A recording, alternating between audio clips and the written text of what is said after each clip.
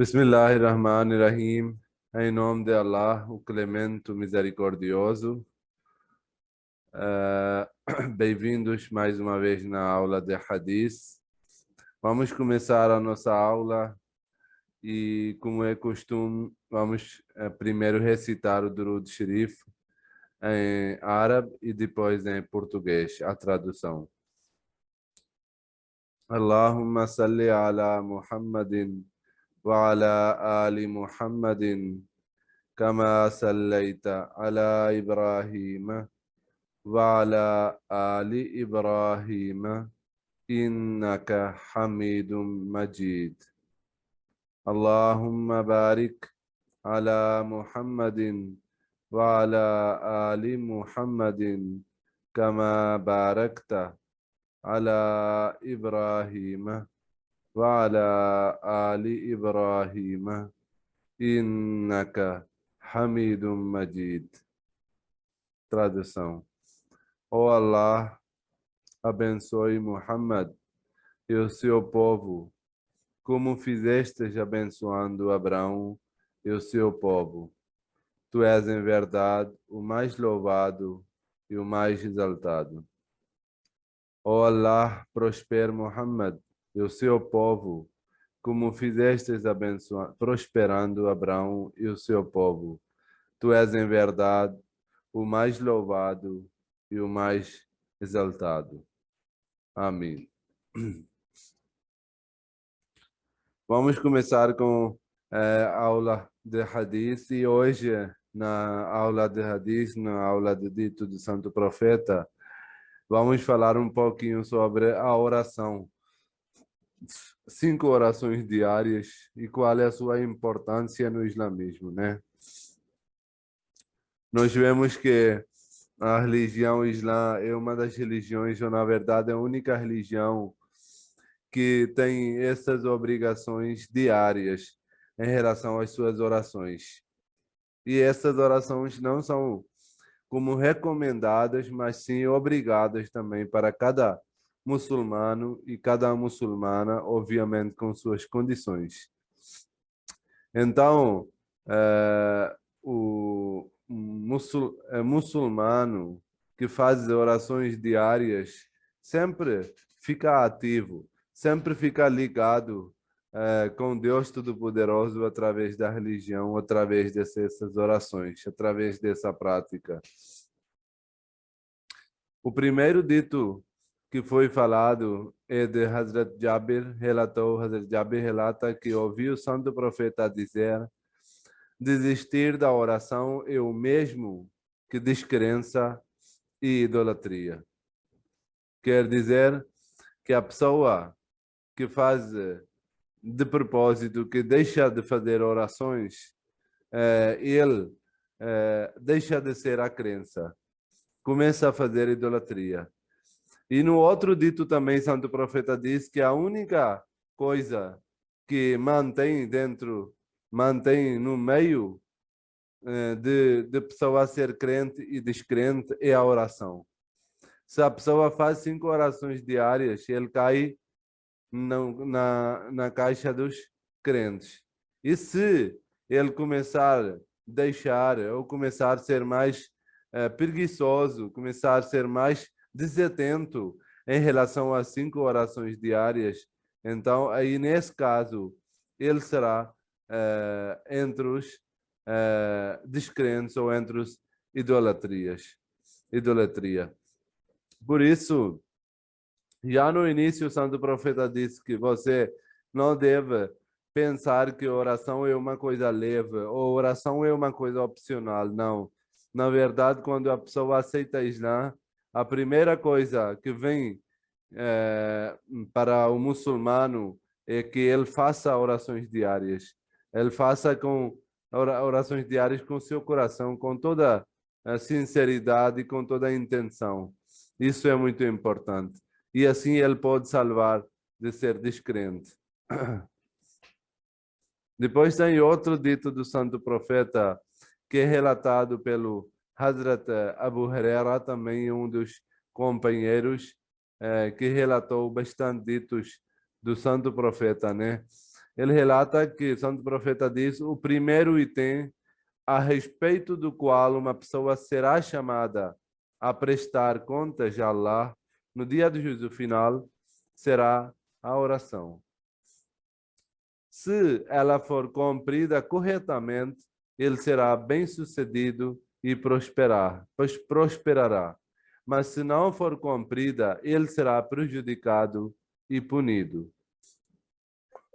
No caso de uma falha em suas obrigações, o Senhor da honra e da glória dirá: olha, se entre as ações voluntárias do meu servo há algo que possa compensar as deficiências no que diz respeito às suas obrigações, todas as suas obrigações seriam verificadas dessa maneira. Então, aqui, outra coisa muito importante, além de dizer, o santo profeta deixou bem claro, né? Que quando vai ser apresentado pelo Deus Todo-Poderoso, quando o homem vai se levantar perante Deus Todo-Poderoso, a primeira coisa que vai ser perguntado para o servo, para o ser humano, para o muçulmano, é a oração. E se ele tiver feito corretamente, se ele tiver cumprido corretamente, ele vai ter sucesso.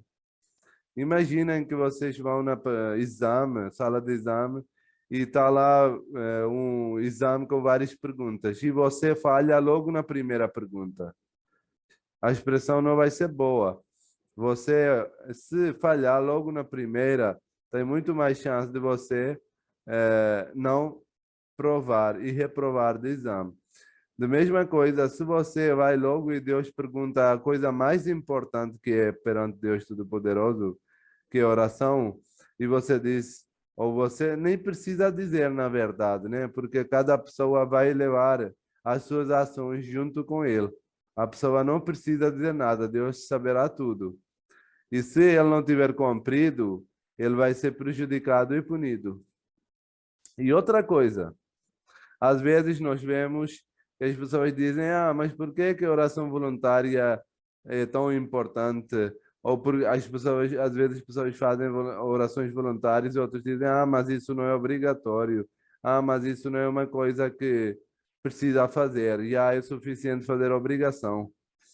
Então aqui Deus deixou bem claro que se você não tiver feito obrigações de forma correta, Deus vai compensar das suas orações voluntárias.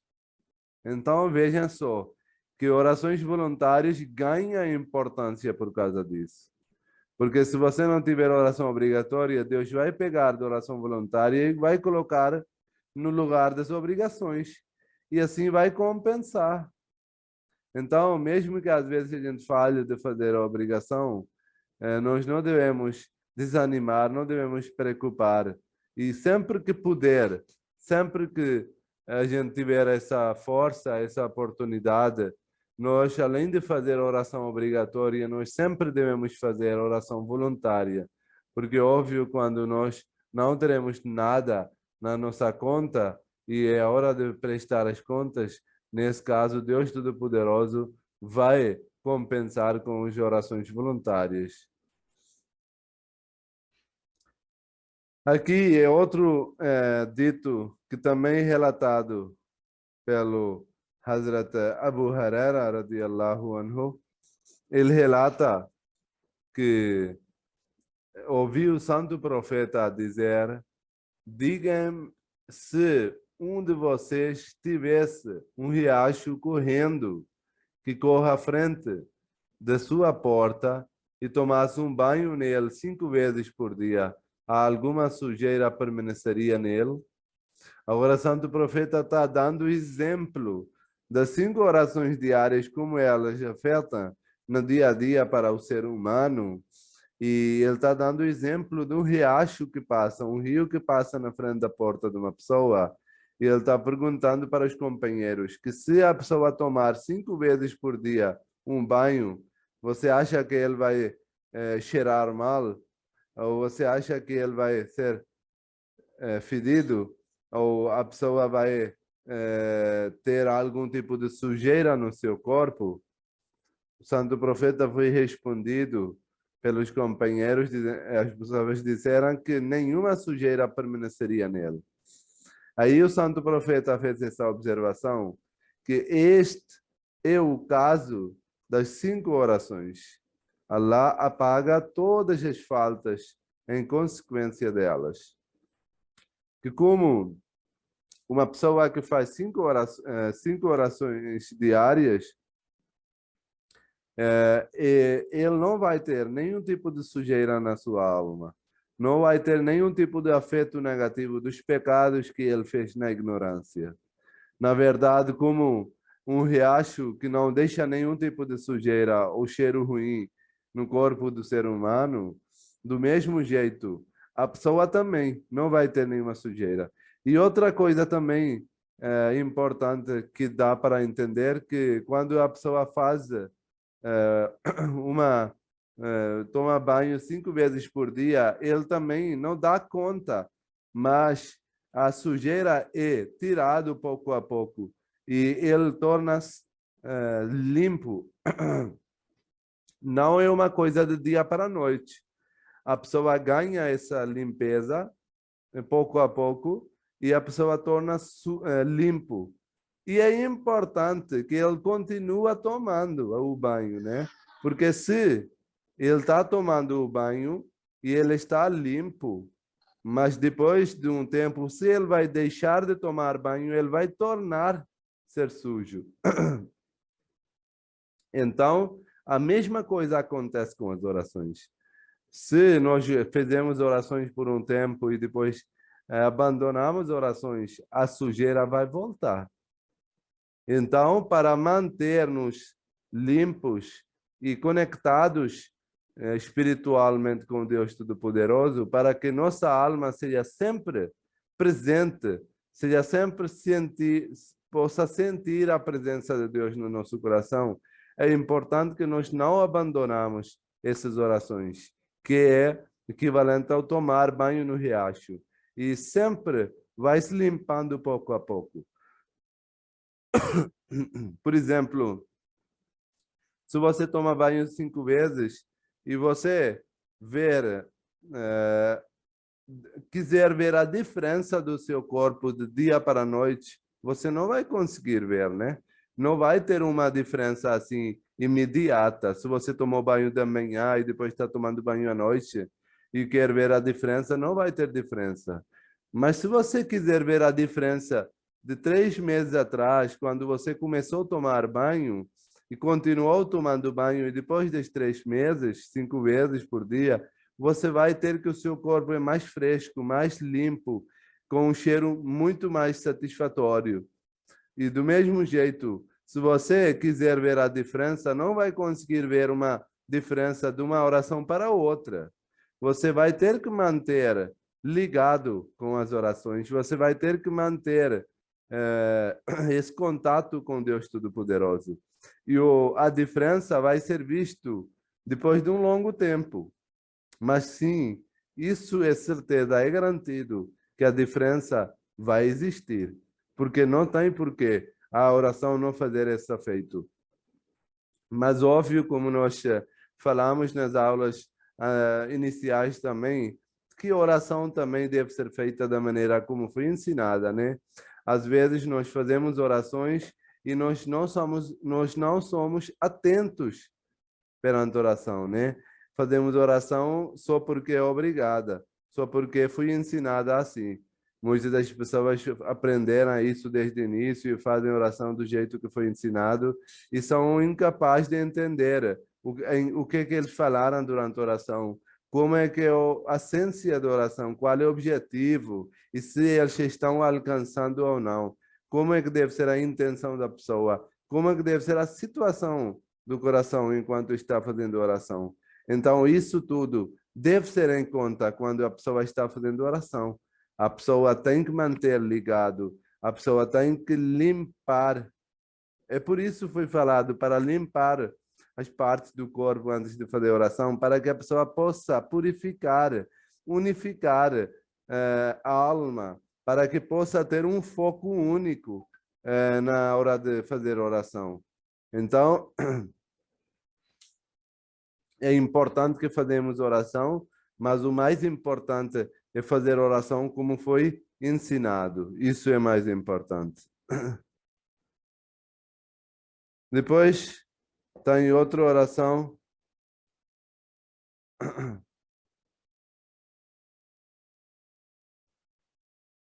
Hazrat Anas, radiyallahu anhu, relata que um homem veio até o santo profeta e disse: mensageiro de Allah, eu cometi uma ofensa grave e punível. Por favor, imponha-me a punição. Ao mesmo tempo, foi realizado o culto de oração e homens uniu a ele para fazer oração. Quando a oração terminou, ele pediu novamente ao santo profeta: ó mensageiro de Allah, eu o ofendi. Por favor, imponha a pena. O santo profeta lhe respondeu: você estava presente na oração conosco? Ele respondeu: sim. O santo profeta diz: então você foi perdoado. Vejam só, a pessoa veio. Tem vários exemplos aqui, ou vários ensinamentos que nós podemos aprender, né? Com esses ensinamentos, hum, com esse dito do santo profeta. O primeiro dito do santo profeta é que um dos exemplos é que santo profeta, quando a pessoa em si mesmo está oferecendo, ele fez algum pecado, e óbvio que um pecado era punível, né? E ele não ficou assim, que não, eu não vou fazer nada, ou eu não vou admitir, ou não vou arrepender. Ele arrependeu. Isso é mais importante. Ele fez esse arrependimento, ele admitiu, e ele teve coragem de falar para o santo profeta que, olha, eu fiz esse pecado e eu quero que você fale qual é a punição para mim. E o santo profeta, de propósito, esperou e ele não respondeu. E estava na hora da oração, eles começaram a fazer oração. Ele também juntou na oração. E de novo, depois da oração, ele continuou. Porque o coração não estava satisfeito. O coração estava amaldiçoando a pessoa, que você fez algo errado, você merece o castigo desse pecado. Então, o que acontece? Ele foi falado, quando ele foi perguntado que se você fez oração, ele disse sim, o santo profeta disse que então, você foi perdoado. Se você fez pecado e você arrependeu, você fez um arrependimento sincero e teve coragem de vir aqui e falar para mim, isso já é suficiente perante Deus para que o seu pecado seja perdoado. E assim que você fez oração faz o quê? Limpa todos os pecados. O que foi falado nos dois ditos anteriores? Que a oração é como limpar os pecados, lavar a alma da pessoa. Então, assim que ele completou a oração, o santo profeta diz que os seus pecados foram perdoados. E também, aqui temos que entender uma coisa muito importante. Não é que você vai e faz um pecado, faz oração. E está zerado. Vou fazer de novo o pecado, vou voltar. Não. Quando a pessoa faz um arrependimento sincero, como é o caso nesse, e ele fez um arrependimento, e veja só, se ele tivesse coragem de voltar para o santo profeta e dizer que me pune porque eu fiz um pecado, é porque ele estava seriamente arrependido. Ele não iria voltar a fazer o mesmo pecado. Foi uma coisa por erro. E como ele tinha feito esse arrependimento sincero, e ele tinha feito essa promessa que não vai fazer de novo, é óbvio que não iria voltar toda vez para o santo profeta, né? Que me pune porque eu fiz o pecado.